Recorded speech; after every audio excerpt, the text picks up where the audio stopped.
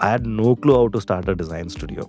Somewhere figured out that I'm not good at sales. I suck at sales. And the first few... Really? Not now, back then. Okay. After 3 months, I got an email from the client saying that you're one of the worst designer I've ever worked with. The same client who paid you advance. He took the advance back. Whoa. When and how should somebody think about building a mindset of selling? Even when I designed Upstocks, I was hands-on on Upstocks. So I came up with the name Upstocks. After 13 years of Lollipop, are you still hands-on? We have only tapped 5% of the business. Okay. There's still 95% left. But what you're saying is very true for Lollipop and your mindset. But what would you say for a upcoming agency or a new agency? Should they be worried that there are other agencies who may snatch the projects or snatch the opportunities? I would request every design entrepreneurs to treat client like a patient. You're a doctor and they are patient. Talking about selling, there's a lot of confusion with people around pricing strategies. How do I price my design work? Sometimes Indian clients pay better than the US clients. Quite obvious, but I'll still ask your side of the opinion. Should agencies or freelancers be worried about AI? In this episode of Design Talks with Hemant, we have the privilege of speaking with Anil Reddy, the visionary founder and design director of Lollypop Design Studio. Anil is an artist at heart, a designer by soul, and an entrepreneur by choice. From starting in a garage with just 2 people, Lollypop has grown into a global design powerhouse with over 200 talented individuals. Their work has significantly impacted millions of lives and earned national and international recognition. In our conversation, we delve into Anil's inspiring journey that revolutionized the digital experience in India. We explore his philosophy on design, the importance of mentorship, and his belief in the power of continuous learning. Anil shares his insights into the evolution of Lollipop, the challenges and triumphs of building a design studio from the ground up, and his vision for the future of design. Join us for an engaging and insightful discussion that promises to inspire and motivate. This episode is packed with valuable takeaways for designers, entrepreneurs, and anyone passionate about the transformative power of design.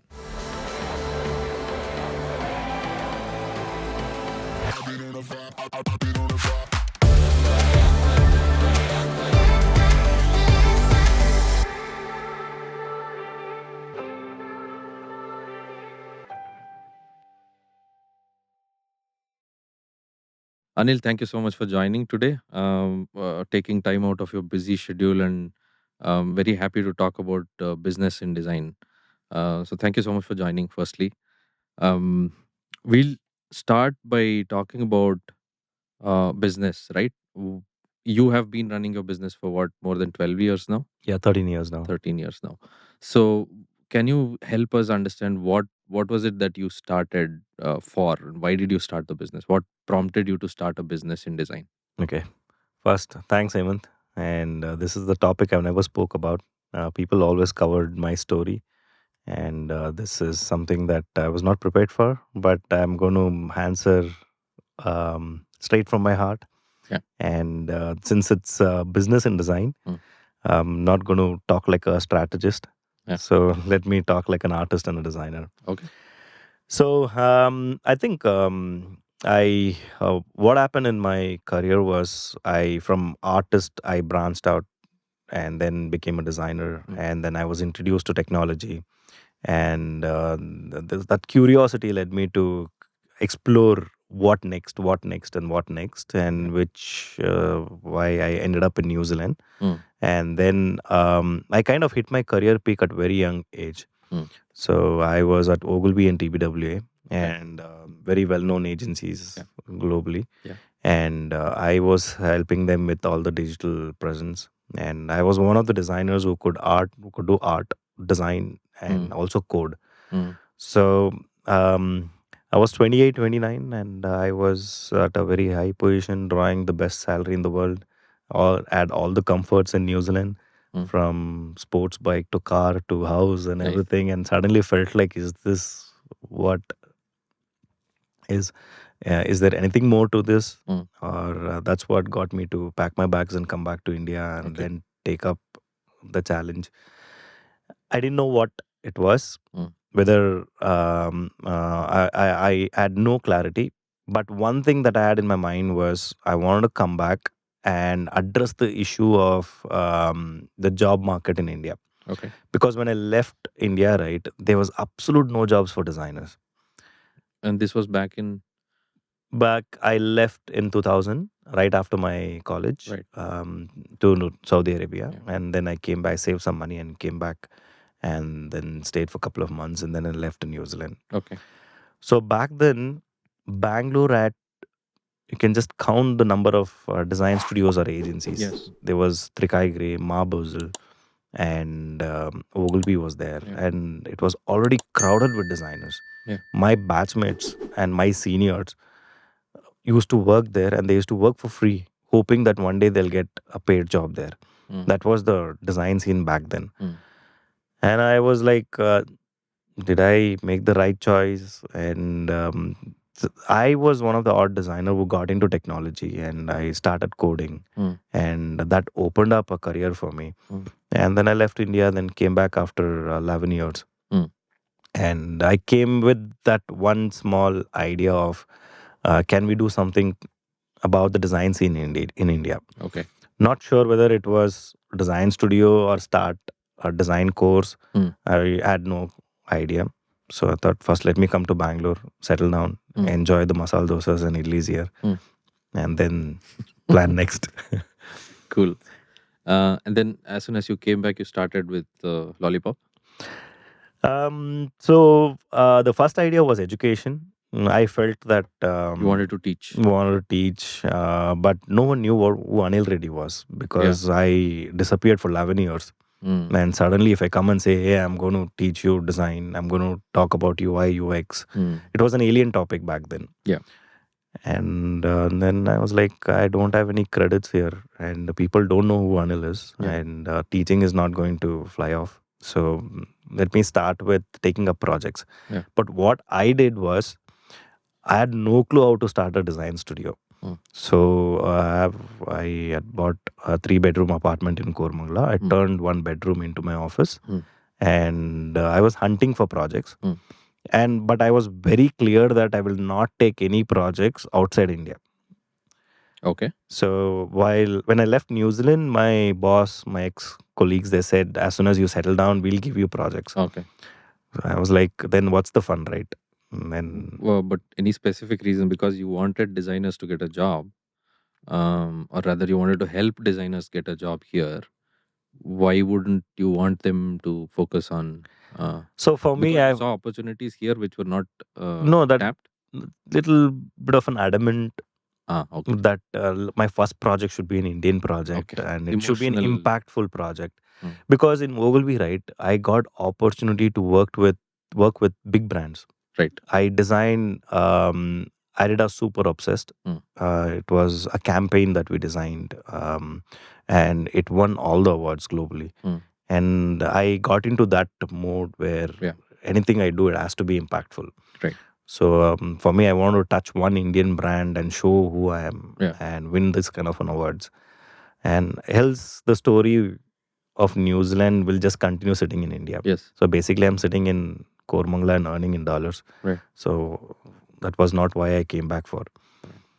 So then I somewhere figured out that I'm not good at sales. I suck at sales. And the first few... Really? not now, back then. Okay. So 13 years back, if you ask me I understand. where to find projects, I had no clue. I myself was struggling to find projects. And through connection, I came across someone who was looking for a design and he was building a SaaS application. Okay. And it was close to 150 screens. And I had no idea how to make a proposal because all this while I worked in a studio where they used to spoon feed us. So basically, the brief comes onto the table, Correct. and all you have to do is Execute. it. And we don't interact with clients also. Correct. Only when we need approvals for design, that's when you interact with clients. So I had to go meet a client. So I called my friends Told them, Macha, I'm meeting a client. What am I supposed to do? Mm. I said, dude, don't go with your torn jeans and t-shirt. Yeah. Wear a formal pants and go. That's how you do sales in Bangalore. Yeah. I'm like, okay, no formal, only wedding suit ad. The I reception had suit. outgrown that suit. Yeah, of course. And my relatives already warned me, don't wear this again and again in every function. So Mhm. I got a formal pant and a shirt. And it was in Leela Palace in Bangalore. I Okay. met him there. I didn't even know how to introduce myself. And just that previous night, I figured out that I can't go and introduce I'm Anil Reddy. I Mm. should introduce as a company. Yeah. Because it's a big project. It's a 150 screens project. Yeah. So I quickly cooked up a company name called Pixie Tree. It was not called Lollipop. Okay. And Pixie Tree design a business card. I went to a printing shop early morning and got my cards printed. And he was sitting in a coffee shop. When designers and designers meet, we don't greet each other, right? We just say, "Hey, what's up?" And Yeah. that's it. And I can't do that with a client. Yeah. And you have to treat client like a client. And I went and I shook my hands. I saw some YouTube videos on how to present yourself in front of a client. Yeah. Said, "Hello, I'm Anil from Pixie Tree." And he was like, "Wow, you're from Pixie Tree." And he thought some Pixie Tree is like This some one. Mind Tree or Soft Tree, some big company. Company. Then I sat down and I explained to him, like, look, I've just come back from New Zealand and this is my first project and I'm super excited and I don't want to lose this project. And even very nice guy. Hmm. He said, good, let's work together. We shook hands. And I had to go back and make a proposal. I had no idea how to make proposal. I downloaded a free template on internet Yeah. and just changed the name to Pixie Tree. It had no terms and conditions. Everything was open. Of course. I wanted to put the price. I had no clue how much to charge. Yeah. Call my friends and I asked them, how much do you charge for 150 screens? Right. And most of my friends are in graphic. Yeah. And the print, the traditional media. Yeah. So very few people were into digital and absolutely none in UX and UX. UI. So I asked them, they said somewhere around 10,000 to 70 or 1 lakh rupees, but don't charge a lakh. Lakh is too much. Mm. And then I said, first project, I didn't want to lose it. So I think I quoted somewhere around 15 or 10,000 rupees and he negotiated and came down to 7,000 rupees for 130 screens. Wow. That's how it started. So much for Indian project. Yeah. Wanted to build a story first. Of course. This went on for 3 months. Hmm. 3 months. This And one project. One project, 7,000 rupees. I took a down payment of 5,000 rupees. 5,000 or 2,500, I don't remember. I keep sharing different numbers all the time, but this is the range. Hmm. I took some down payment and was not comfortable asking for a down payment. How would you ask? Like, give me some money to start the project. Yeah. The gentleman was nice and he said, I will transfer some amount. And he transferred and I started working. And I told my wife that, hey, this is a start of something big. Mm. And she said, dude, 7,000 rupees, it doesn't even pay diapers for our kids. And how are we going to survive the 7,000 rupees plus EMI of my apartment was 60,000 rupees. Mm. And I had some savings from New Zealand. And said, no, I'll finish it in 1 month. And this project is enough. And I can put this in my portfolio and show the rest of the clients. And started from there, but turned out to be a disaster. And after 3 months, I got an email from the client saying that you're one of the worst designer I've ever worked with. The same client who paid you advance. He took the advance back. Oh, okay. He took the advance back, and I was heartbroken. And my mom and my wife was like, "Let's pack bags and go back." And this is not working out. And look, he's taken the money back, and taking the money back is still fine. Okay, that's calling me as one of the worst designer, and he was frustrated. The problem was he had no idea what he wanted.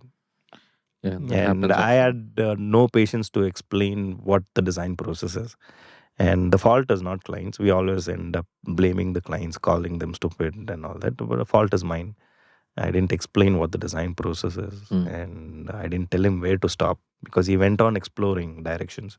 Yeah. And even I kept on giving him Options. and literally I spoiled him, and finally it came to me and I had to pay for it.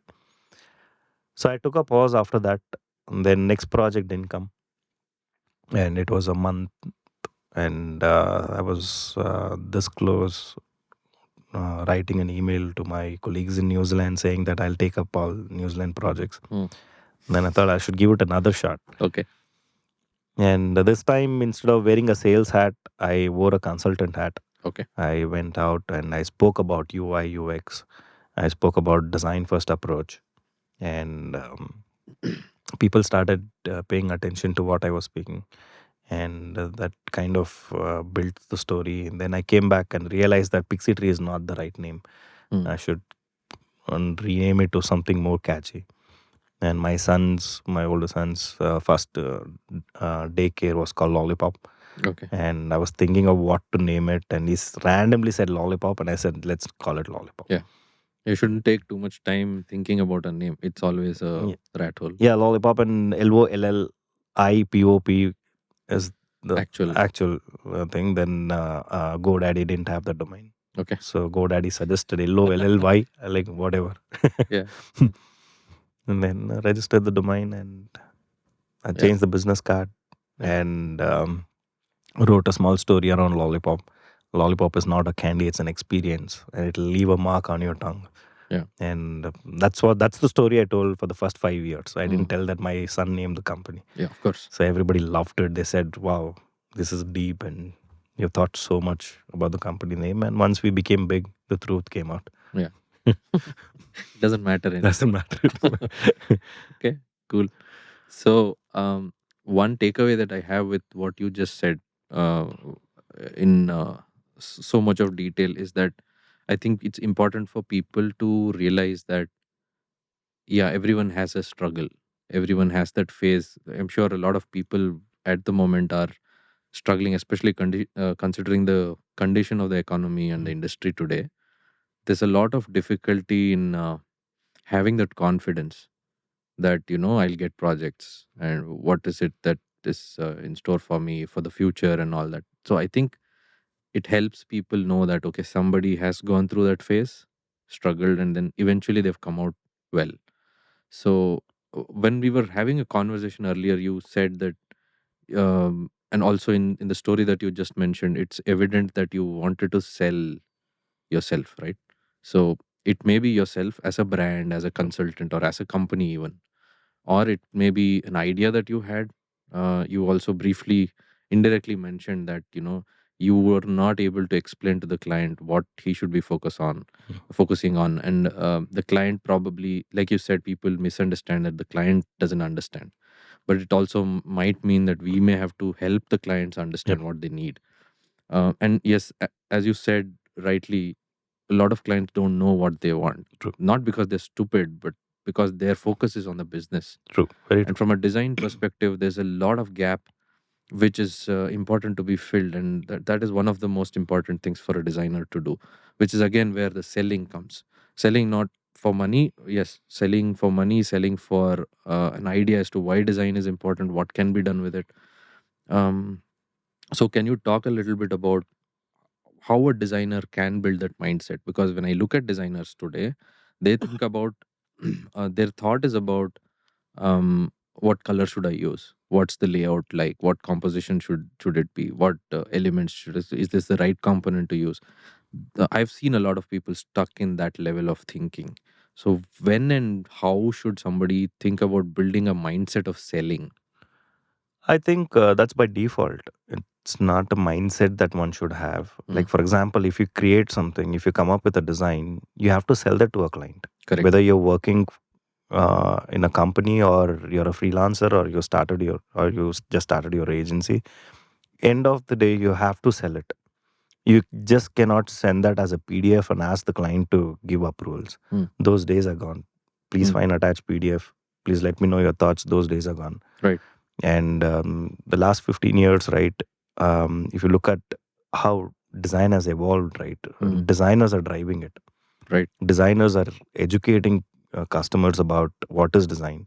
And design is not something that you take a print and stick it on the wall and ask people to accept it. Right. Okay. Today you have to explain, you have to handhold the designer and handhold the client and explain each and everything that's gone inside and how will that impact with the business and the users. Yeah. So by default, that sales mindset is there with designers, but I think it's somewhere limited to selling their own artwork. Correct. So if you just open that up, right, and there's an hidden entrepreneur inside every designer, and that's exactly what I did. I sold my designs and to my clients, to my seniors, and that same thing copy paste it in the when you start your own company. And now you're not selling the design, but you're selling your service or you're selling your concept to the client. Like the second client was Varun Agarwal, very famous young entrepreneur, and he was looking for a design studio. Back then, he had started Alma Mater store. I guess India's first t-shirt design company where you can design your own t-shirts. So he was looking for a design studio. Then he got funded recently, and I convinced him to work with Lollipop. Okay. Back then, it was just me, and he was such a nice person. He came, he met me, and he was very honest. And he said that, "Look, we are a funded company. I would like to engage a bigger design studio." But I was adamant that I will work with this fellow because I read his book and I became a big fan of Arun. And I told him, "Look, just give me one chance, just one chance, right?" Then he was like, "It's a risk. Look, we are a funded company and we cannot work with someone who just started a company and you're almost like a freelancer." Yeah. And that's where you convince and you kind of, it's not called begging or anything, but you become a consultant. Now you're not requesting for a project, but you're giving ideas to the customers. You can say, "Hey, you know what? If you add this tool, people can design their own graphics inside. If you add templates and every day you send messages and you convince them, right?" Yeah. I think that was my first exercise of convincing the client of what I am capable of. And after that, he said, "Let's work together." So it is fair to say that if I convince the client as to what adds value, if I add value to the client's requirement, they'll start seeing you as somebody who can add value to their business. Yeah. The initial days, I never spoke about contracts, fees, timelines. That was not my concern. All I wanted was, can my idea work? So every day I had something new to bounce off. Even when I designed Upstocks, I was hands-on on Upstocks. So I came up with the name Upstocks, and then I designed the brand, and I quickly came up with a website. And these are the ideas that I bounced off. I like, we should do this, we should add this, we should do mobile app, and we should do this campaign. There's so many ideas I was bouncing off. Not all ideas I got paid for. So some ideas they loved it, and they said, "Okay, let's park it aside." And then eventually I learned the art of asking money for it. Right. Yeah. So for first few days, very uncomfortable. Like, why should I ask money? It's okay, let them take the ideas. Then later, like, you know what? Well, yeah, there are times when you probably start seeing people take advantage of that and figure that, if I start doing for free or for a discounted price, people will continue to expect that. You'll probably feel the pinch at some point and start learning how to, ask for it. Cool. So, based on what you just said, after 13 years of Lollipop, are you still hands-on? Very much. Okay. I will quit Lollipop if I'm not hands-on. Okay. So the first 3, 4, 5 hours of my day goes into sales, marketing, and connecting with every center, all departments. Just get a update of what's happening, and after that, I pick a project and I go hands-on. Only few clients know that I am designing their work, because if they come to know, they're like, "Okay, I want to talk to Anil." I'll become their personal designer then, and they'll create a WhatsApp group, and day and night they're messaging me. So I kind of stay away from that. So I work as a team, and my project managers say that, "Hey, can you come up with an option? Hey, we have a workshop. Can you conduct it?" So I do those things. Okay. I'm very much hands-on, and I love it. Okay, nice. Do you see a difference between? Of course, there is, but what is your perspective of differences between being a freelancer versus an agency, because you had the dilemma at one point when you came to Bangalore where you didn't want to be seen as Anil Reddy because you didn't have the credibility, so you wanted a brand name.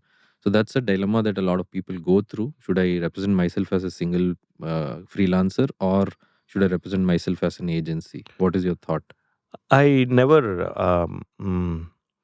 introduced myself as a freelancer. Mm. So when I quit my company and came to Bangalore, I never told anyone that I'm a freelancer. Mm. So even the first project when it came, I could have gone and introduced myself as a designer, but I created a company.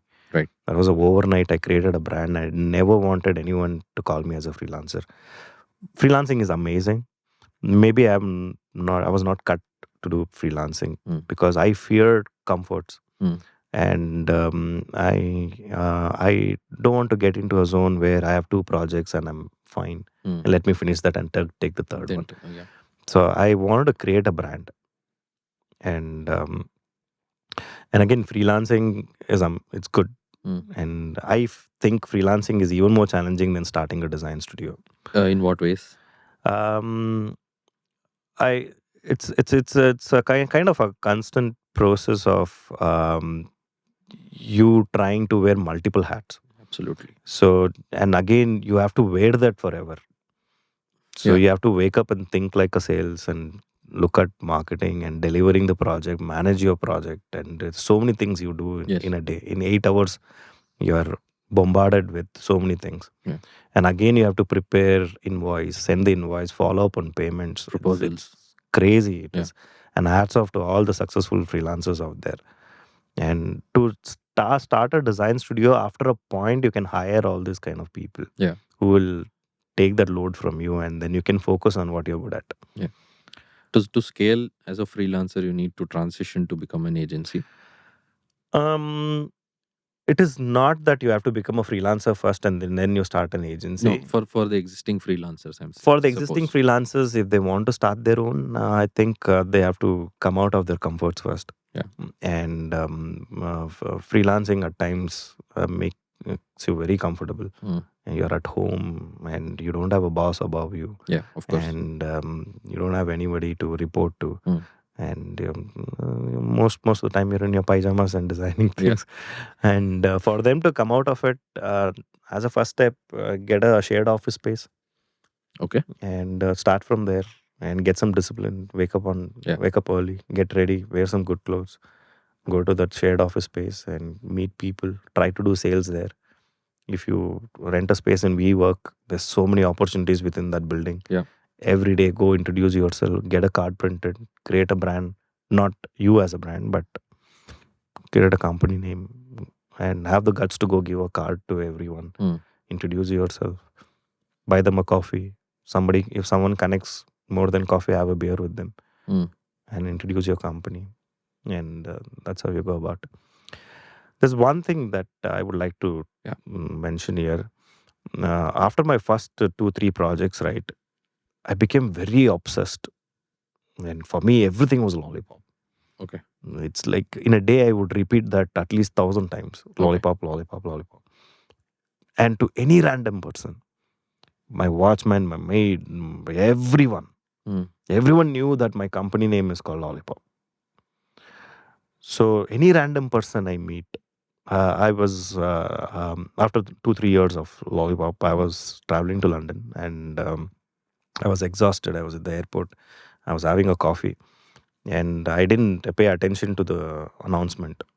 So they were boarding passengers and the gate was about to close. It was the last final call. And there was another gentleman sitting on the other table and even he didn't pay attention to the announcement. And then we realized that it is the Bangalore flight. And we started running. While I was running, I saw his t-shirt and it was a company name. And quickly he laughed at me saying that, hey, I didn't pay attention to it. And even I laughed. And then he said, quick introduction, Bangalore, how the Bangalore. We spoke in Kannada. And the gate was very far from the Starbucks thing. Within that Starbucks to the gate, I sold Lollipop to him. Okay. I don't know why I sold it to him. How he asked me, what do you do? And I said, I run a design studio. And what do you do? And all that. Look, we are IT service company, but we are building our own product. Like, Right. great man, you should take a design first approach. And do you know products like this? He's like, wow, can you come and talk about it to my leadership team, and let's see, that. That's it. Did the translate? Yeah, big deal. Wonderful. It was So the so key close. is that you need to be passionate about. Yep. You need to It's be your baby. crazy about it. It's your baby, and you created it. Yeah. And if you're not proud of it, and if you don't talk about it, who else will talk about it? Right? Absolutely. Absolutely. So let's assume that I'm a brand new agency or I'm a freelancer, irrespective. What advice would you give to people to get started with projects? I'm sure you've already mentioned a couple of anecdotes as to, go to WeWork and talk to people around, and some specific strategies or ideas you can give on how to fetch projects. Because for a newbie, whether it's an agency or a freelancer, they usually struggle with the thought of where do I get my next project? Okay. So I would start with discipline Okay. and sleep on time, wake up early. So when you wake up early, right? My initial days of Lollipop, I still follow the same. I wake up around 4:30 maximum. Mm. So I have a long day. Mm. So early morning, I plan my entire day. I look at the opportunities, read articles, and I also plan what should I tell the world uh, from Lollipop's point of view. Mm. So should I talk about the culture, or should I talk about anything that happened inside? And every day I used to say something, Mm. not as a spam, but I used to create interesting stories. And I used to take inspiration from other design studios. And I used to create those templates and keep it first thing in the morning. And as soon as 9:30, 10 o'clock, there are certain days that you can post on LinkedIn, which gives you good returns. Right. And I used to post that and then start with sales. Now, people want to start. They love, um, they have an idea of starting their own agency, Yeah. and they want to become big, but they don't put the efforts required. And when you do this right, when you have the discipline, when you sleep well, when you wake up, you have sufficient energy for you to fight your battle throughout the day. Mm. And then you can split that into, okay, here goes my planning for the rest of the day and my marketing planning. Mm. And because if you don't do that, your brand is going to die. Mm. It's like watering plants every single day. Right. Water it in the morning and water it in the evening and see the results. It will grow. It will transform into something that over the time it will shelter, it will give you enough. So discipline is the first. Very, very important. I always tell people, a lot of entrepreneurs say that, look, I get stressed out and I have a drink in the evening. I Mm. watch a movie. I sleep late night. I work till 2 o'clock, 3 o'clock. Then when are you sleeping? Yeah. Then this is literally you're building a brand but abusing yourself. So you are required. Mm. That energy is required for you to build a brand. And after that, there are oceans of opportunities out there. And today, let me tell you this: in 2024, we have only tapped 5% of the business. Okay. There's still 95% left. We as in the designers. The designers and everyone Mm. together. Mm. After COVID, there's only few industries that's woken up and accepted technology. Mm. There's still so many industries out there. Mm. They want to, but they don't know how to start. Right. Now it is designers' job to educate them about the importance of design, digital technology, and all that. Right. And that design entrepreneurs should do that. Right. Design studio founders should do that. Every day they should do that. Pick a industry, take a startup, tell them the importance of design. Mm. Do that every single day. And I did that. First few years, business is good now. Now imagine 13 years back, people had no clue about UX, UI, design first approach. For them, when they get an idea, they go to an IT service company, build the product, Mm. and in the end, if they have time and budget, they come to a graphic designer. Graphic designer will do a colorful button. Yeah. It's like putting a lipstick on the pig. Correct. That was design. And I was selling design that time. Lipstick on the pig. I'm sorry. Fair enough. So I was selling design that time. Okay. Today it's easy. People will buy. Okay. Yeah, today it's easy. Today is not challenging. Today is so easy to sell design. So where do I go? So if I am a freelancer or an agency, where do I go looking for? Okay, I've built the discipline you said, but what next? See, first is if you think all the projects are on LinkedIn, you're wrong. Mm. They're not on LinkedIn. Mm. And let's understand what LinkedIn is. LinkedIn is purely for people who are now entering and building careers. They are very active. Mm. Okay, LinkedIn is filled with salespeople who's trying to sell something to you, and you're trying to sell something to them. Mm. Okay, there are very few thought leaders or leaders who are very active there. They Mm. just come, look at something, and they go. They don't like, share, comment. They don't do any Yeah. of those things. Yeah. Okay, if it is interesting or if their seniors are doing something, they would do that, and they are there. And LinkedIn, maybe it is a place to catch them, but I would highly recommend that spend time meeting them in real Mm. and go out. And a lot of design entrepreneurs don't do that. Mm. So when they get a project, they think, now let me finish the project and later let me plan going out. Mm. I think while you're doing your project, you should move around. You should meet people in real. Yeah.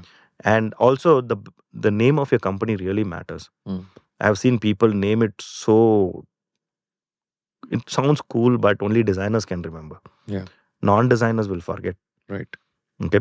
So keep it simple and think of a good brand name and create a story around it.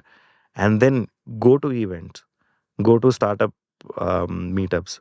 That is where the projects are. Right. And for me, the first year, right, I went to every single event. HP was launching a printer. I don't know what I was doing there. There are two people talking about how great this printer is. I just went there. I just wanted to see what happens here. Good food, free food. Mm. But I can network with few people and I told them what Lollipop is. But they are not my potential client. But that fellow went and told someone. Told somebody else. Yeah. So that networking is very, very important. And you should do that every week, at least 3 times a week. Mm. So That was going to be my next question as to how to build a healthy pipeline for a project, for a design agency or something like that. Because people get projects, they work on it, and then they think about the other project or potentially new projects after they're done with the major work of the current project. As you rightly said, they need to keep hunting for Yep. new projects while they're working on the current projects and build a healthy pipeline. Yeah. See, I think a lot of design studios ignore aspiring designers. Mm. Okay. They always target their content for industry. Mm. Okay. Uh, they want to make a noise about healthcare. They're hoping that somebody in the healthcare industry will see the content and give them project. Right. I don't know if it works. It might work, but for us, it never worked like that. Mm. Like when Dr. Devi Shetty signed up with us, he never saw content out there. Okay, somebody recommended us to him, Mm. and he said, I want to talk to you," and that's how we got inside. And most of the projects are like that. Mm. And we always try to build that network. Mm. And for me, when I literally wrote this down on the paper, saying that to target them, I don't have the time Mm. and I don't have the connection. Mm. The low level people are very important, like students, aspiring designers, and juniors who want to learn design. I Why are they focus, important? Are they dedicated? They are more they become your focused? brand ambassadors. Right. So once they know what Lollipop is and who Anil is, right, they would go out and talk about me. Mm. And when that person wants to know about us, he will find out who we are. He'll go to the website and check. Now we are increasing the traffic on the website. According to people, that is a wrong traffic, but that is the right traffic to have. Mm. Because back then in 2013-14, we were juniors who were our brand ambassadors, our design leaders in a larger organization today. Mm. And today they promote Lollipop there. Okay. And today we get project from Reliance, Tata, ICICI, HDFC. It's because the design leaders over there, when they sit with their leaders in a meeting, when they say that, hey, there's a new campaign coming up or there's a new product that we're launching, I think we should look at some design agency. The first thing they say, contact Lollipop. Right. Because they started their career here. They met me or they have experienced Lollipop. Yeah. And now they're design leaders. By Yeah. default, it is Lollipop. Thus we create Designathon every year. We invite design students across India. Mm.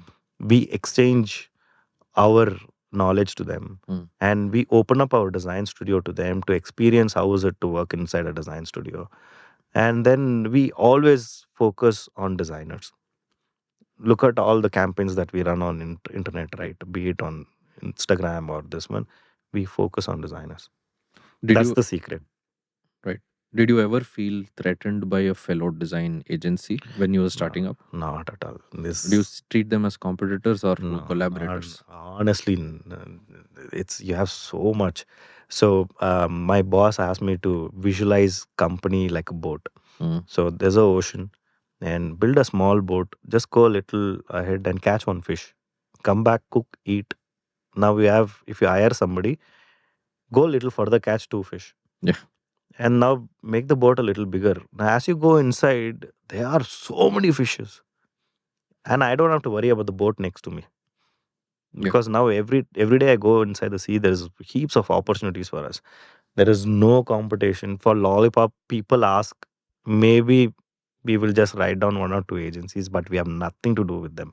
They're all independent, they're all doing good. And even when a clients ask us, why should we work with you, not with another agency, we have our answer. Mm. And our answer is not to put that agency down. I always say that, why Lollipop, that's it. And But if what you're saying is very true for Lollipop and your mindset.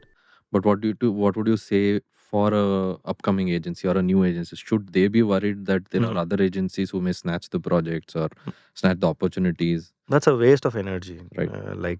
I'm telling you, world is just woken up for design. There's a lot Okay, of there's opportunities. heaps of opportunity, and SBI Bank, they have 1,000 digital touch points. They've only designed few. Mm. There's so much left.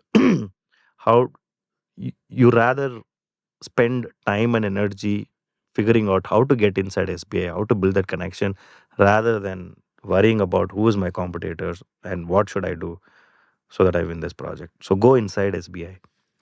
So when you started afresh, and in the beginning you were worried that where will I get the next project from, and you were even thinking of packing bags. But at some point you would have reached a stage where you're getting more projects than you Mm. can handle, which we call it as a good problem to have. How long was it roughly for you to reach there? I think when I hired the first person, I didn't have an office. Mm. So I spoke to my friend and I asked him if he could lend some space because my son was getting really annoying at home. Every time I locked my door and worked, I used to bang the door. Mm. And today we have noise cancelling and all that. Back then, 13 years back, we didn't have all the device. Right. Even a pin drop, right? People, my client would hear that. Right. So I decided to go out and work, not work at home. And another thing is, I realized that for 1 month I've been working in pajamas, Mm. and I hated that Mm. because just a couple of months back, while at Ogilvy, I used to wake up, dress up, I used to walk into the studio, and people used to greet me. There was lunchtime. I used to interact with HR, project managers, producers, and now suddenly I'm inside the four walls, Yeah. and I'm trying to build a dream company, which was not happening. Mm. So when I went out, when I hired the first person, right, my responsibility was to pay her salary. Mm. Okay, her salary was 7,000 rupees. My project was also 7,000 rupees. Mm. Now, how will I pay her salary? So I have to go earn enough so that I can pay her salary and also take some money Mm. so that I feel good. And also, I promised my friend that I'll pay rental for the table. Mm. So I had to go out and earn that. Yeah. And that pushes you. So when you have that responsibility, that will push you. And when you earn more than that, right, that's a celebration. Mm. And if that celebration continues, right, that's when you grow. Right. So for example, 7,000 is our salary and 6,000 was the table cost and other expenditures and all that, keep it 10,000, total 24,000 rupees. 24. If you make 30,000 rupees that month, that 6,000 is your celebration. And that's a good feeling.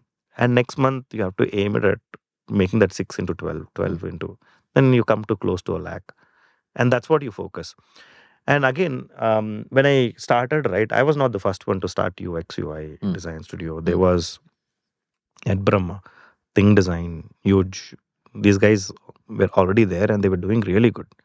And I met them and very nice people. Mm. And they welcomed me.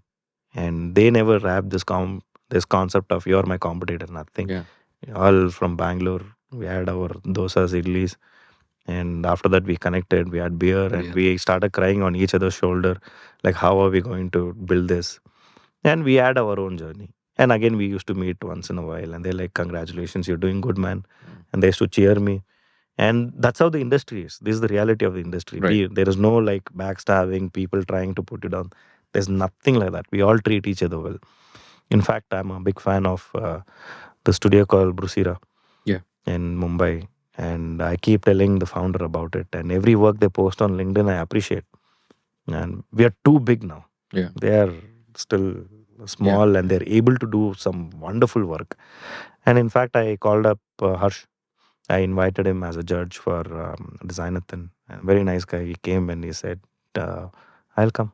And we connected. We had so much to discuss. That is how the industry is. Yeah. Okay. And they're not our competitors. We're not their competitors. They have enough for them and we have enough. And when you focus on what is required for your business, right, you'll create enough. Yeah. If you're focusing on competitors and all this stuff. Yeah. For us, the first 2 years, we had enough to pay bills. And I always went back. For me, hunting was every single day, not when I need food. So hunting was every single day. Just because I had 2 projects, it doesn't mean that I stop hunting and now I eat what I've hunted. So I made sure that 4:30 to 6 o'clock, right, was my hunting time. And I looked at every digital platform out there. And I'm a very shameless guy. And even now, I'm still the same. And if there is an opportunity, I'll beg. I'll beg. And I don't care. When I started, I had 11 years of industry experience. But still, I was writing emails, asking them, give me the project. Yeah. Or if you don't give me, here are the things that I could do. So where should one keep their ego when they are in this position? Throw Because it out. as you are 11 plus years experienced, 15 years experienced, you build up a self-respect. You build up a liking towards what you have done. You feel proud of what you've done. And then somewhere ego starts coming in. And when you write mails to people, when you follow up with them and they don't respond, they don't give a shit, then you start feeling, why the hell should I respond to him? I'm so big. And so how do you tackle that? Abhishek Agarwal, the founder of Credit Vidya, which got acquired by Cred, he once told me that I don't care about, no, I will sell until it is sold. My job is to sell and I Sell will is the sell. focus. My ego, I throw it outside, and my mind blocks and my uncomfortable feeling and all that is not mine. If I have to sell it, I'll sell it. What a wonderful guy. He was the first advisor and he is the one, he pushed me to, if I see you in the office, I'll kick you out, go outside and do sales. Then I used to tell him, dude, I'm a designer, I'm supposed to sit here and let's screw you, man. Go out, sell it. Every day tell me what you sold. Yeah. So that eventually I became shameless. And once I met Narayan Murthy in Pune airport, he was standing in the queue, such a gentleman. Then I was like, oh my God, Narayan Murthy. Now, every designer is an introvert and we have our mind blocks. What if he doesn't respond? And no, I'm not going to talk to him. Then I was fighting within me that, no, let me go say hello and introduce Lollipop to him. And then I was like, okay, now I'm going. I don't care about whether he responds or no. Then he went and sat in a seat in the flight. Then I asked the air hostess, can I sit next to him? I said, please ask him. And this is not your seat. So I went, sat next to him and he was reading newspaper. Then I said, hello, sir. I am Anil Reddy. I'm the founder of Lollipop. It's a design studio, sir. Very good. What design studio? No, uiux. Very good. That's trending, right? Yes, sir. Here is my card. That feeling was so good because just minutes back I was fighting a battle in my head. Like, no, I'm not going to say hello to him. It's too embarrassing. And what if he finds it uncomfortable? And I'm like, after that, something changed. Like, if I have to say hello, I will say hello. I went back and sat in the seat and I was very good feeling. I came back and I told the story to everyone. I said hello to Narayan Murthy. Nothing big, but that battle The inside my confidence head, that right? gave you. I just broke that and went and said hello. That incident again happened in another airport where I met Narayan Murthy. Then just as a warm up, right? I went and said hello to him again. Said, hello, sir. I'm Anil Reddy. I'm from Lollipop. And I gave him the card. And then I met him in another event. Again, I went. Said, hello, sir. I'm Anil Reddy. Then this time he turned. You're from Lollipop? Yes, sir. And all that. He pulled the card out. He Okay. said, how many cards do you give, man? And all that. He had it. He had it. Okay, what do you do? What do you want? And all that. Nothing, sir. I feel good saying hello to you. Yeah, good, good. Then after that, he connected me to Rohan and we worked on a project. Nice. Something worked Yeah, out. of course. And trust me, from then onwards, right, every person I meet, I don't give card, I tell lollipop story. There was an incident where I got down at airport and booked a Uber car. The Uber driver said, "Sir, give me cash. Cancel the ride and give me cash. I need some cash today." I said, "Doesn't matter to me." Said, "You cancel it, I'll give you cash." And drive from airport to Kormangla, right? So we started a conversation. Then he said, "Sir, next time when you go to airport, please call me. I'll give you some discount. You give me cash." I said, "I will." Then he said, "Give me your card, sir." I gave him my card. Then he said, "What is your company?" Lollipop. "Oh, so nice, sir. Very nice name and all that." He'll remember. That's how I named the company. Everybody will remember. And then I went home, and then he picked up a guy from UK who came to Bangalore searching for a design studio, and he lied to him saying that I pick up a lot of people here on cash, and he showed my card saying that I picked him up this morning. And that guy took the card and he saw it was Lollipop Design Studio. He contacted Then you. he called me up. He said, "Hey, Mr. Manjunath, driver." And he gave me a card. Apparently, he picks you up at airport and all that. I'm in Bangalore. I'll be in Indiranagar. If you're free, we can catch up for a drink and all that. So I went and Toits, we caught up. After a few drinks, we connected. It was 1.7 crore project. A driver got us this. Yeah, so you never know where. You never know where the projects are. Then I was like, okay, if I have to promote my brand, and I Very talk interesting. about it Yeah. everywhere. Yeah. Okay. Talking about selling, there's a lot of confusion with people around pricing strategies. How do I price my design work? What tips do you have for that? I think there is maths to it, science to it, there's logic to it, and sometimes you have to put all that aside and look at the customer's face and come up with a cost. And But what if all my customers or all my potential customers have a very, what do you say, poor face? I think those are the rich customers. They know how to put that face. Really? So you have to be very careful there. Yeah. I mean, not Because just everybody I've spoken to has, no like budget. many people I've spoken to, the first thing, especially Indian clients, they say, how much do you charge? The second question they say is, hey, we are starting up, we are bootstrapped, we don't have that much budget. When I ask them what is your budget, they say, no, I've really not thought about it, you tell me. Then I say, okay, we'll make it for 50,000. We send a proposal and everything with that amount. Then they say, hey, my budget is 10,000. Boss, you could have told me before. I would have thought about it. So what is your advice on pricing strategy? How should one go about it? I think that's a very uncomfortable discussion to have, especially you as a designer Yeah. who is also the founder, and you are having that discussion with the client. After a point, get a salesperson who will do this. Not Yourself. yeah. I mean, you can have somebody else talking about the But it's cost in the important for contract. that salesperson also to understand the value you people add as a designer, right? So Yeah, that's a mix that fellow needs to have. yeah. So the cost should be always based on the resource working on the project Okay. and your time, and then the overall overhead cost, Yeah. and put all that together and look at if this is the industry standard, and you can lower a little bit. And there's always a shortcut. See, for example, let's talk about a marketing website, right? It has 5 pages. There's a standard cost to it, and there is a shortcut also. If the client doesn't have a budget, then you don't have to tell him anything. You work around his budget first. And also, it's also important where do you stand? Right. Do you have enough projects or you don't have projects? Yeah. If you have enough projects, then you can say no to it. If you don't have projects, take it up. At least it'll pay you some bills. Yes. Don't say that I will only going to take up big projects. Yeah. Okay, take these projects up and it'll pay you bills. And you never know, that client might connect you to another client, or that could become your portfolio, or that will be the award winning worthy project. Okay, so when you put a cost, India will negotiate. Yes. Okay, they will negotiate. until you become a brand, they will negotiate like crazy. Even today, when we say the project cost 10 lakhs, they start from 6, sometimes 4, sometimes 2.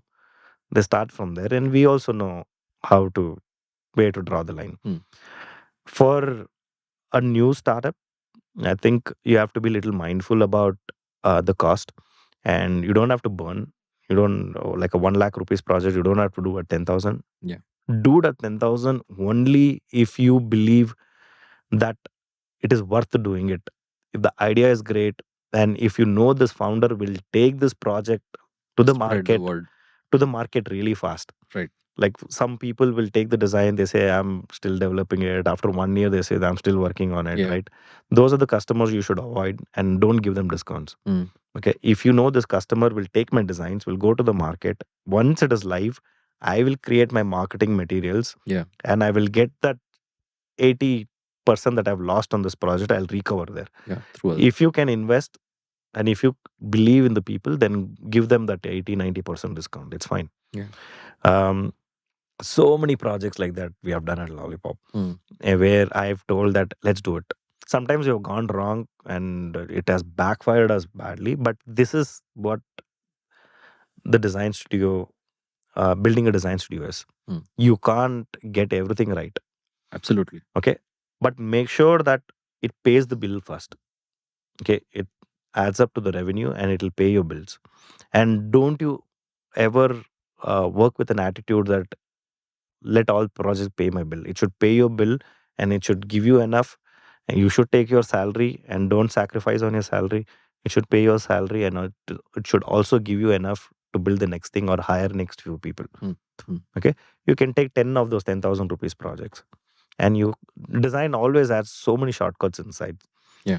Okay. You don't have to start everything with a sketch and then doing it. Sometimes you can skip some of the process and go straight. And why Lollipop grew? Because we introduced build fast, launch fast. Okay. This design thinking process, which is forever. You need all the stakeholders, you need all answers at every stage. I said this is not going to work in the Indian context.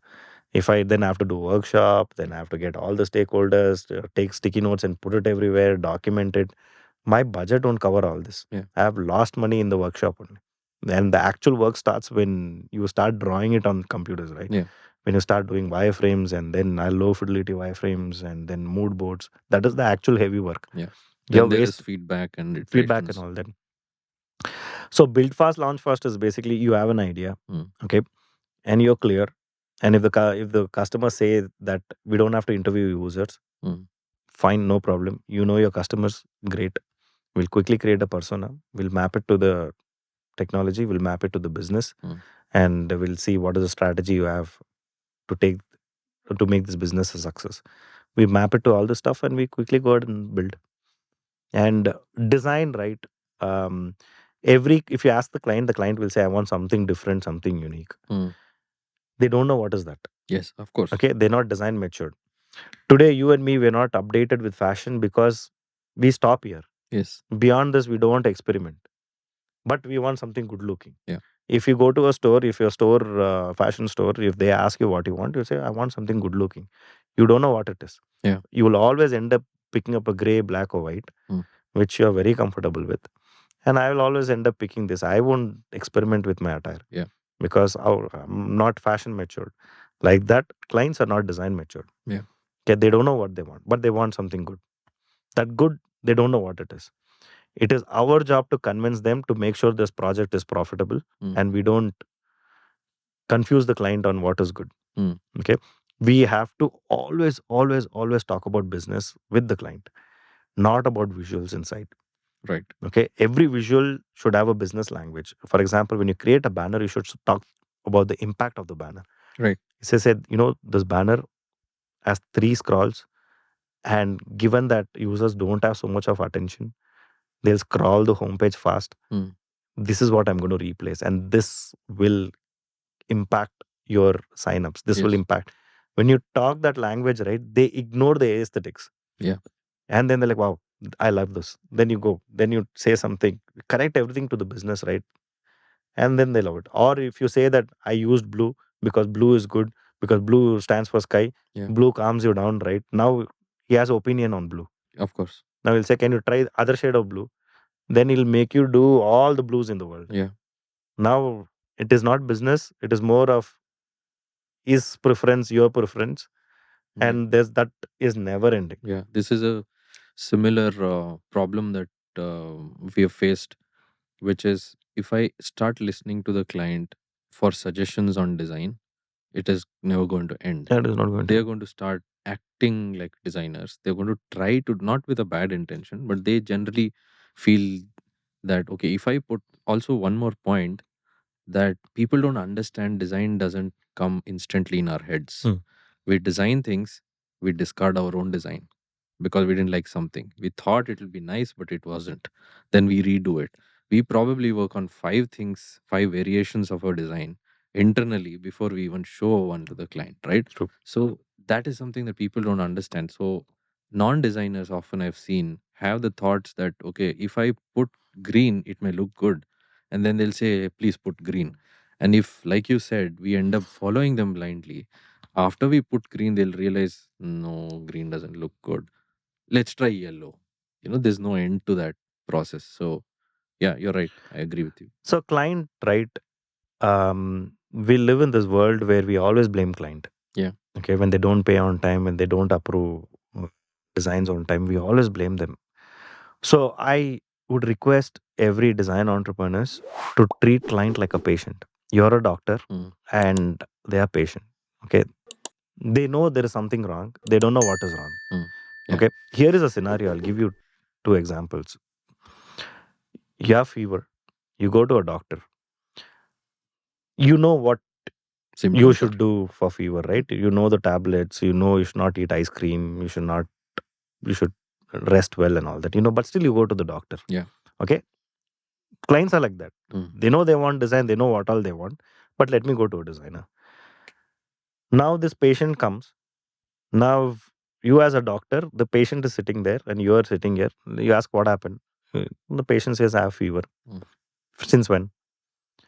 Since this is and all that. Okay. Here I prescribe Dolo 650, whatever paracetamol, and it's the same tablet, some antibiotics, and he'll say don't eat ice cream and rest well. He gives. Then you go back, you take the tablets and you recover. Now here is a second scenario. You go to a doctor welcomes you. Hey, what happened? Sir, doctor, I have a fever. Since when? I have fever since last. Like how? What happened? And like what did you uh, get exposed to some germs? Doctor is asking questions. Now you're feeling comfortable. Now you're connecting with the doctor. He said, "Come have a seat." Mm. Then how is everyone at home? All good, doctor. And then let me check your pulse. Now he's checking the pulse. Then he comes back said, "Can I check your BP?" It is not required, but he's doing a thorough check. Yeah. And then he said, "Look, be very careful. There's so much virus going on out there, and you are a very healthy person. And I'm going to write a prescription, but just promise me that you take these tablets. You come back and tell me that you took these tablets. I want to know every day how you're recovering." Mm. And the same tablet what the first doctor gave, now you're given with some extra emotion and words. Mm. You'll recover. Yeah. Tell me which doctor you will go to next time. Of course, the second one. That's exactly what the designer should play. Right. If designer says, please find attached my design, Mm. God bless. Yeah. If you talk to the client, okay, your website, oh my God, it's not working. Why it's not working? Who else is involved in doing this website? Talk all that stuff. Talk business. Don't talk aesthetics. Don't talk about let's do skeuomorphism or flat design or material design. That is not the conversation you should have with the client. Yeah. You're talking business now. Then you should say that, look, what I do, right? With every client who sign up, like for example, somebody signs up in healthcare, right? If I read any healthcare article, I send it to them. Then I highlight one or two things, paragraphs in that, and said, if we take this as a solution and implement in our project, right, I think we'll see a good impact. Now we have a conversation. Yes. Okay. Now my conversation with my client is higher level. Yeah. Now, even if there is a design mistake, something is not aligned right, he'll ignore that. You're adding value from more than just Yeah. design, visual design. That's exactly what our business development team does. We have about 9 people, 9 to 10 people in the business development team, have turned everybody into a consultant, everybody into a doctor. Mm. They all can do Figma. They talk design. They never talk proposals. They never talk timelines. Mm. And this is how I've trained each and every salesperson at Lollipop. When they go, they talk about the client. They talk about the product. Proposals come and Right. Cool. Um, Talking about customers, do you have any uh, red flags when an agency talks to customers? What kind of customers should I be wary about? so today a lot of people ask for pitch work. Yeah. Okay, they say, why don't you send me some sample? I still don't understand why they want to see a sample, but industry works like that, and I guess this is the only industry where people are asking for sample. And I don't know which They other. ask sample. You mean your previous work, No, or they'll say that, hey, for this is my their work do something that is appropriate and show me a show glimpse me of? whether you're capable of doing it. Oh, okay. Okay, you can do that, but in return you have to ask the client that, can I use this in in my portfolio? Mm. Tomorrow if you don't sign up with me, I'll use this. I will talk about it that we pitched. Use that as a branding or marketing material. Mm. And you should always find out who is the client, which department is he, does he have the rights or does he have the authority to give this project to you. Mm. If somebody from marketing team reaches out to you saying that, hey, we want to redesign this website, Mm. and you realize that this person has no power to give you the project, Mm. then don't waste your time. Mm. Then the person is just shopping around because his boss said go find something and he's just shopping around. Yeah. Okay. So absolute waste of time. There's a brand in India. We have internally decided not to work with that brand. I don't want to take their name. That what that brand does is every year they go around shopping to every design agency. They get every design agency to pitch, and they'll get their internal designers to do it. Mm. It's a horrible thing. And the last 3 years, we kept our fingers crossed that we will work with this brand. They'll never give. How long that does it typically take for an initial conversation with the client to translate to a proper business project? So for us, we kind of sense it Mm. because we are 13 years old in this Yes. industry, Yes. and we can smell it sometimes. From distance, we can smell whether this project is real or they're just cooking up a project Mm. inside. Mm. With startups, we are very comfortable. We are very flexible. Okay. Okay, because it's a startup, And the risk is less? s- there is financial risk with startup. Okay. Okay, there is stress with startup, and startups are not your cash cows. Mm. Until unless it's a funded startup, then you can go on retainer or T&M and make sure that you cover your cost. With startup, there is always that risk. But if that startup makes it big in the market, it's a big story for you. Mm. Big story. And you have to beat your drums. Mm. If you say that, okay, they did good and that's it, great. You have to write white papers about it, write blogs about it, do video interviews. You You can't have be to humble. take testimonials from them, and they will give. Upstocks gave so many testimonials. Dr. Devi Shetty gave us testimonials, and every startup that we have worked with, they always cheer. The journey was not that great. Mm, We had our own tips, fights, back and forth. But after Yeah. that, we launched the product in the market. Mm. Mm. And they also forget, and they gave a good testimonial. You have to collect all this stuff Mm. because these startups don't give you financial benefits. So you have to collect all this stuff, and next project will come. Mm. Yeah. Next project will give you good revenues. And picking the right project, right? Look, we still make mistake at Lollipop. Okay. Not that every project that we touch is profitable for us. There are projects where we are burning out, but we balance it with other projects. So we have flat cost, we have T&M, and we have retainer. We always focus on retainer. With retainer, the client has the freedom and flexibility to do how many ever versions he wants. Correct. With flat cost, there's a risk. It comes with two versions, and few changes. With T&M, it's basically the risk in T&M is I have to keep my resource available all the time, Mm. and I cannot do that. With retainer, I can lock the resource. I always push for retainer, Mm. and I make sure that it all works same cost. No matter how you calculate it, right? It's Yeah. same cost. Yeah. Okay. I have a an example of a client here. So I'm a big client. When I get introduced to a client, he says I'm big and we have done this, we have done that, we've grown. And then the client wants a logo, and he wants the logo to represent the best of his business purpose and concept and whatnot. And he shares a few logos that are top in the industry, and then he says we need it urgently. And you get a sense as an agency or a freelancer that, okay, I'm getting into a project which is big and impactful. Then they said it should suit every purpose that we are looking at, and it should go here, it should go well there, and so on and so forth. Then they say, but we are a startup. Um, we have only 3,000 rupees for the logo. How do you deal with such requests? The first thing is, if you have the time Mm. and if you have the bandwidth to take it, before saying yes, ask the client, can I tell the world that we designed it? And will you give the testimonial?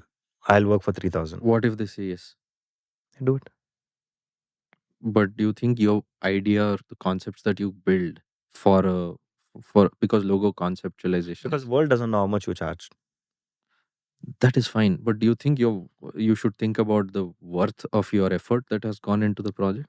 This is where you call this as an investment, right? Your brand investment. And that you have to take a call on that.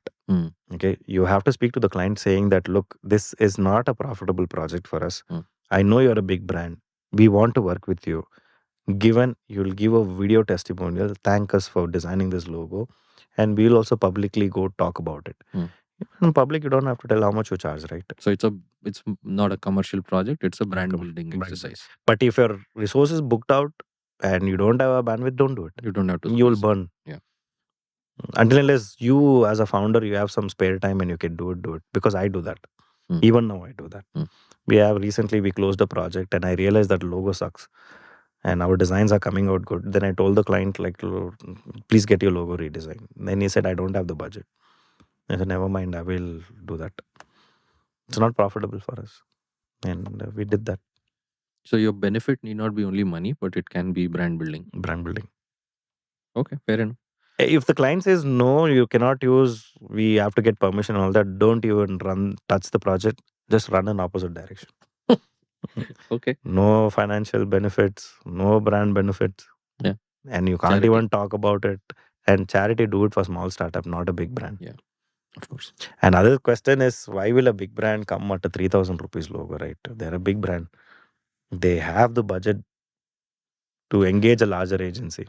For this, I would say I have seen a lot of such cases. With confidence, I can say that they're not trying to save money, nor do they not have the money. They have money, but somehow the value of design is something that they don't recognize. Like, for example, you hire a clerk to do some data entry job.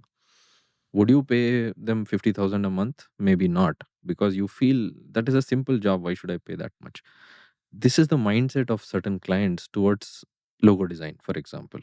They think logo mein kya hai, just do this and put it that way. So Yeah, I think we should accept that. Mm. We should bite it hard and accept it. That's the reality of design, right? So, like fashion for us, black t-shirt is a black t-shirt. Yeah. 150 rupees black t-shirt is fine. Why do we need a 6,000 rupees black t-shirt? Yeah. So we don't know the difference. Because we are not matured, we don't know the brand. What Balmain, right? That's about 15,000 rupees t-shirt. And there is, it's fair enough, but if I'm expecting a 15,000 rupees t-shirt by paying 150 rupees, that's where my problem is. we also have that expectation, right? Imagine you buy a 200 rupees t-shirt and you are expecting something out of it. You expect that t-shirt should look good on you. It's not just a t-shirt that you wear it when you're at home, right? Any t-shirt that you buy it so that you look good. Yeah. You have an expectation. But that industry is different. I'm just giving you as an example. In a Got it. service, it is different. In a service industry, it's a very, once you pay money, you expect the best service. Yes. There is no, I will serve you only this much. Okay. You expect the best service. Once you go to meet a doctor, you expect him to cure your disease, not just cure little. Whether you pay 100 rupees fees or 1000 rupees fees, you expect the doctor, or else you blame the doctor. Yeah. So service industry is such. So if I charge somebody 10,000 rupees for something, or 10 lakhs for something, and they say my budget is 3,000 rupees or 3 lakhs, whatever. And for various reasons, the variable factors that you mentioned, that I don't have enough projects, so whatever comes, let it come, kind of a mindset, I accept it for 3 lakhs only. Would, as an agency, would my quality or the dedication differ? No.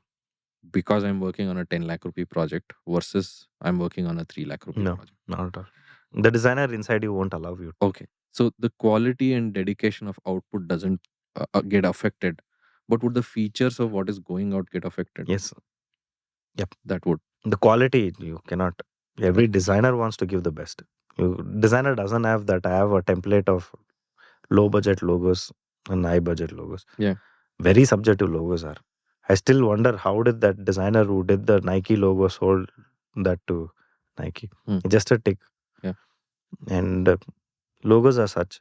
So if you get less money and you are working for it, you will put the 100% dedication and you'll build the best concept possible, but you may not give out as many variations. You may not do as many iterations. You may Maybe the not. brand book, the guidelines, you can compromise on all that Yes. stuff. Yes. What extras you give, you can compromise on that. Yeah.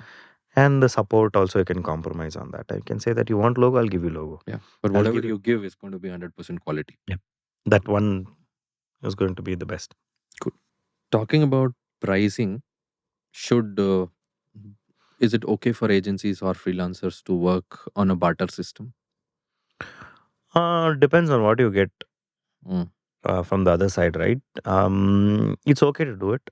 It's good until unless they are filling in some gap that you don't have.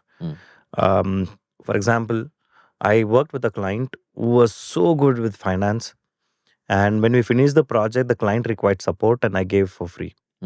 The next 6 months I gave for free because the client was advising us on finance. Okay. And it's a good practice, and that's how you build your company. And you don't go out and tell yourself that I will learn finance, I will learn marketing, I learn everything and build my company. You will never be able to. You should bring in that kind of an advisor, and I'm sure advisor wants some service of yours. Yeah. And you also shamelessly should ask. Yeah. Openly you should ask, and you have the pool of all the other people, and it's a good practice. Now again, what it is that you will have to decide. Yeah. What are those common pitfalls that you see for that the new agencies or new freelancers face that they are not even aware of? I think the first thing is, once you decide to start your own, right, you should just give away all your comforts. Okay. The biggest disease or a plague in entrepreneur is the comfort. Right. Okay. If you think that I'm going to read articles, look at LinkedIn, there goes few hours. It has not given anything in written. You went and liked few comments and shared few posts, and that's it. No returns. And if you continue to do that again next day and next day, next day, your company is not doing good. You'll realize in a month that no projects, no progress. If 2 days of spending time on LinkedIn or any social or doing the same thing has not given you returns, the third day you should have enough common sense not to do that again. Yeah. If 3 days of sitting at home and nothing is happening, then third day you should have enough brain to tell yourself that this is not working out. Yeah. You should move. You should adapt to new things. You should keep moving on. That comfort, again, I'm repeating, that comfort is something that I would always tell design entrepreneurs. Once you get into that, God bless you. Because this industry is so dynamic, it so changes like anything. Fast paced. And you need to catch up to it. If people are talking about AI, we should talk about AI. 6 years back, I introduced research. But Lollypop was doing so good financially. We were one of the top UX UI design studio. There was no necessity of introducing research. For me, I just woke up. I realized that the art side of design, we are good. The technology side of design, we are good. The strategy side of design, we are good. But the science side of the design is missing. Why, who, and all that we should figure out. So I went to IIT to attend an event. I keep doing that, go to random things. And there I met a student. She's from neuroscience background. I didn't know anything about neuroscience. I asked her, what is neuroscience? She said, basically there is certain things that happens to humans where it's a combination of chemical reactions, emotions and all that. And with that, we study humans and why do they do this and why do they take this action and all that. Then I said, can you predict why do they click? Why do they close? Yeah. I said, yeah, that's exactly we do. They're like, dude, then come to Lollipop. Tell us why do the people click and why do they do all this stuff. She said, wonderfully, I'll come. Then she finished her course and she came. And she said, this is interesting. My domain and design is beautiful. So I will go find out why are people not clicking, not installing. And we took our first project. We signed up our first project. That was a research project with Monsanto, world's biggest agri-tech company. And I shamelessly told them, give me one opportunity for research and we will prove it. And she got few psychology students and more neuroscience students. And together we traveled across India, met 140 farmers, traveled to 12 states. We had no experience. We didn't know what is research, but we went and figured out. That is the investment that we put. And I told, even if you burn money, it's fine. Let's figure out what is this. Yeah, it'll help And some the 6 years in the future. back, we went out, we met all the stuff, and we built the project. The project became successful. 700,000 farmers use it today. They use technology for better farming. We won 12 awards for that project. 12 international awards we won. And for me, it was like an opportunity that opened up. Yeah. And today, Lollipop is a research-driven design studio. Where research is in the front today. It generates good revenue. Imagine if I was comfortable that UI UX is doing good. What everything is great. We have big clients. If I wouldn't have introduced research, maybe we would have not been the same today. With so many opportunities around, if there is an agency or a freelancer who says that, okay, I seem to have a good enough pipeline for the next 1 year and I have good retainers also, can I just I don't have aspirations to grow as a number one design company. I don't want to spread my wings and say I have a branch in US also, Europe also, Australia also, and so on and so forth. But I want a level of comfort which you hate. And they say that, retainer is good, signed up clients are good for a year. What do you say about such agencies and freelancers who stretch their legs and relax a No, bit? it's good. So there are two types of running the agency. One is as a lifestyle, and other one is as a business. Lollipop is a business. It's not lifestyle. Okay, this is not something that where I have a work-life balance. I'm enjoying everything while building the design studio. I at some point it was lifestyle for me, and then I realized that I can turn this into a business, and eventually we can grow big. Right. Okay. And I never thought we will grow to 280 people. For me, big was from 4 people will become 8. Okay. When you come to 8, you realize that this 8 can become 16. And now when 16 becomes 40, 40 becomes 50, then you realize that this is not a lifestyle business. This is not a lifestyle design studio where I wake up, I take some projects and take a break, which is great because those design studios produce great quality. Yes. Because they have control over things. They take one project at a time. I really admire those design studios. I'm not saying they're very comfortable and they're spoiled. I'm talking about attitude as a comfortable. They also have their own struggles. Yeah. But I decided to scale the business. With being a lifestyle design studio, once you build a brand, a project will come. Then you can decide what to take, what not to take. There's so many agencies out there who decide, who wake up and say that I'm not going to take up projects for the next 3 months. But design as a business, you can't do that. Right. Because you are hunting for opportunities and you want to grow. We are in Vietnam, Dubai, and US. We want to open in Korea and Japan. For that, saying no doesn't work. And now the vision changes, okay? It's not like I woke up one day and I said that I want to become the best. Yeah. I want to make enough to pay salary. I want to win an award. I want to open in Hyderabad. So the vision keeps changing. And you have to work towards it. And today, the beauty of scaling a design studio is you will get acquired. Okay. Okay. Lifestyle design studios don't get acquired. Okay. Okay. Because it is run by a founder and founder controls it. Founder says no to the business. Founder doesn't let the business grow. But design studios that is meant for scaling, right? Those get acquired. A brief about what is the benefit of getting acquired. There are two things. When we got acquired, the reason that we got acquired is when the team size grew big, I was involved in the finances and I didn't have the appetite to take risk. I come from a very poor middle class family. My parents have not left enough for me to experiment with things. Nature was kind enough and whatever I did worked. And we were the first design studio, I think, to cross that 100 people team. And for me, it stopped there. I didn't want to risk anything. There were times where clients didn't pay on time. I used to worry about where will I get the money because our monthly expenditure crossed 50 lakhs. Now imagine I don't have 50 lakhs ready in my hand. Yeah. Even if I sell my assets, it won't even cross 50, 60 lakhs. So we are salaries that were going on. And I had dreams of opening across the globe. Now who will fund it? The investors, if they fund it, they want returns. I don't understand that game. So the best was to get it acquired and make a deal with the company who acquires us, where I tell them that I have a big vision, big dream. So you make it happen for me. It doesn't matter you own it or I own it, but Lollipop as a brand has to grow. So we signed the deal, and the Terralogic who acquired us, so nice. They always backed us up. I told them we'll open in Vietnam. In Vietnam, we are one of the top design studios now. And then I said Dubai. I couldn't have done that because I don't have the funds. I don't have the thing to take that risk. For me, I always take a calculative risk. Exactly like how a middle class family works.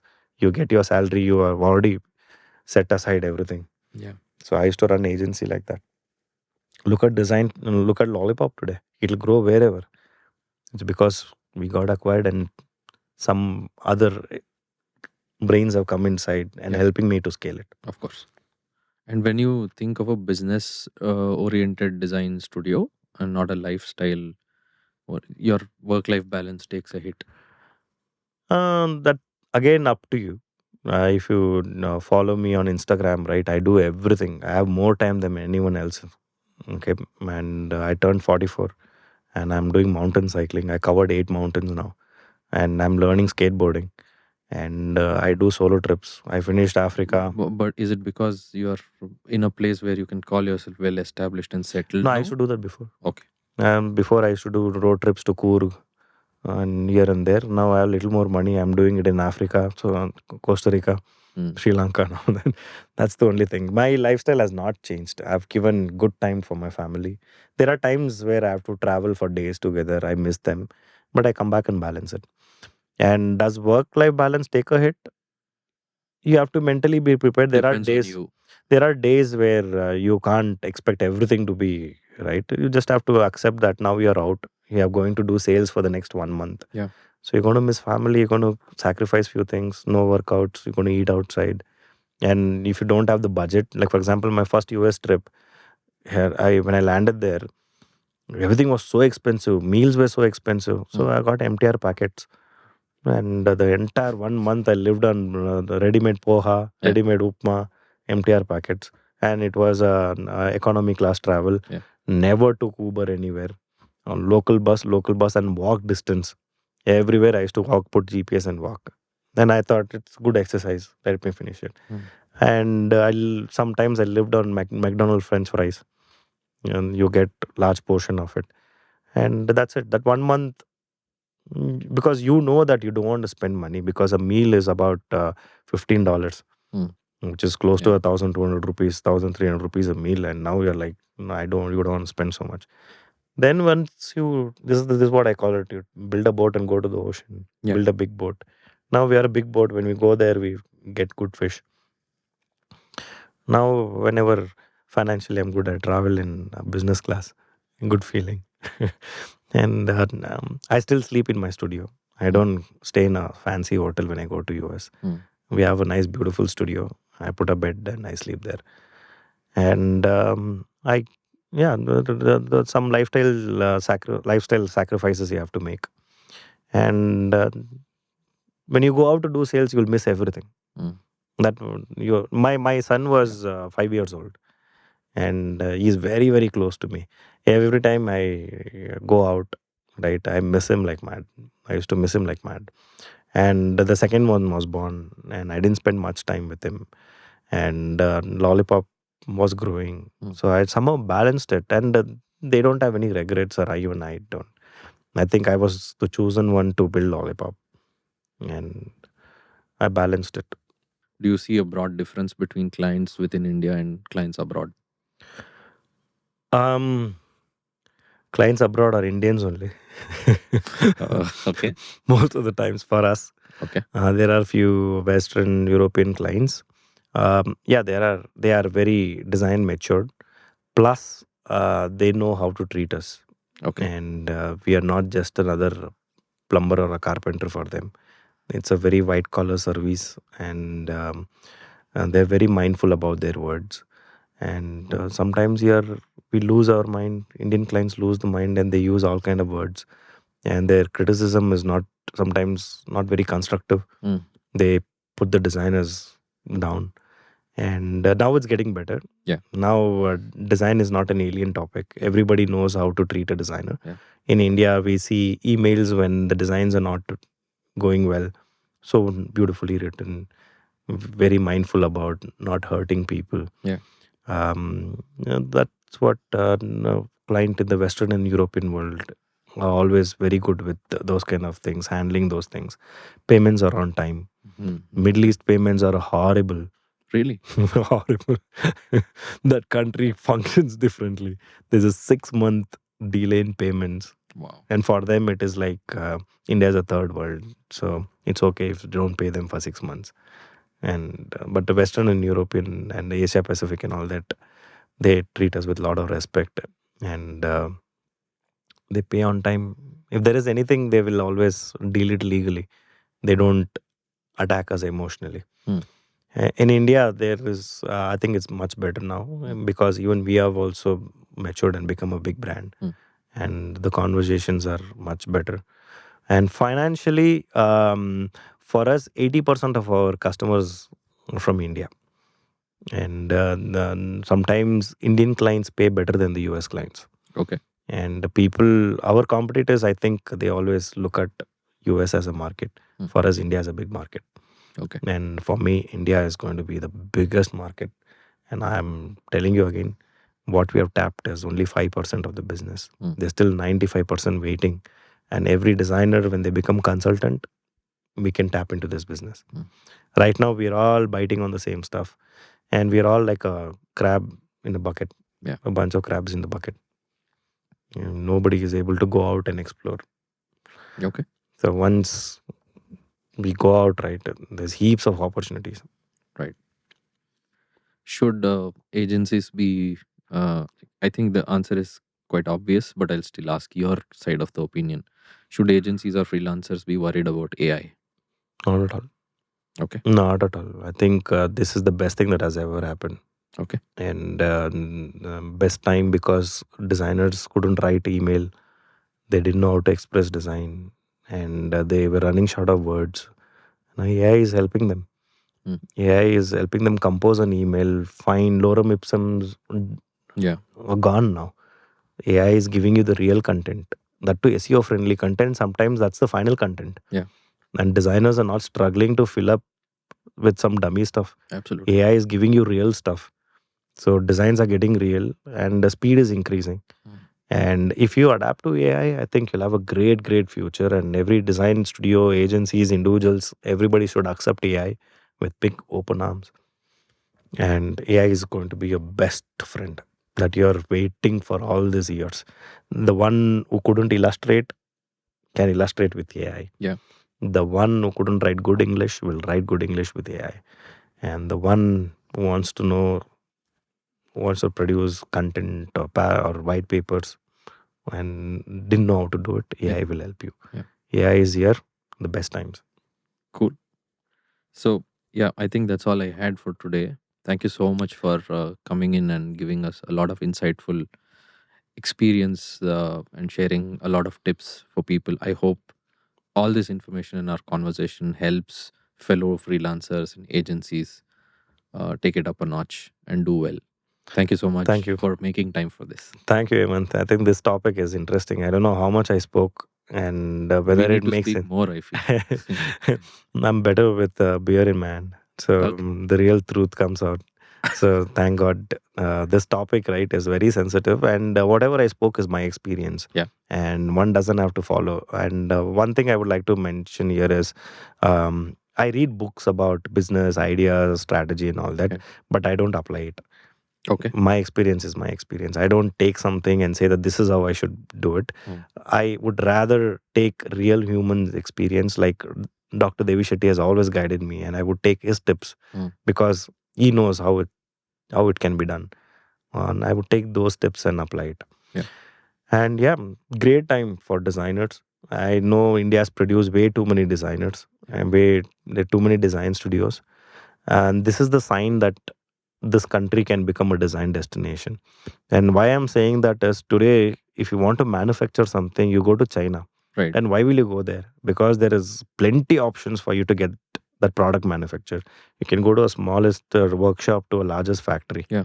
And China has become a manufacturing hub, world's manufacturing hub. If India has to become a design destination, we need more design studios. Yeah. Okay. And we need more designers building studios or becoming freelancers. Then eventually world will come here for design. Today India is IT destination. Yes. We will become design destination soon. We We hope are so. already. Yeah. Cool. And all the best to everyone and all the best to you. Thank you for inviting me for this wonderful topic. Yeah. And Pleasure to have you. Thank you so much. Thank you. That was a power-packed conversation with Anil Reddy. I hope you guys learned a thing or two with that very interesting conversation. For more such conversations around design landscape, subscribe to my channel and enable notifications with the bell icon. Share this episode with friends and colleagues who would benefit. Leave a like to this video. It helps my channel grow. Please feel free to reach out to me on other subjects around design that you'd like to see videos or podcasts about. Suggest and refer people you'd like to see in the podcast. I'll reach out and try my best to get them to be part of Design Talks. Thank you so much for watching. Stay creative and see you in the next one.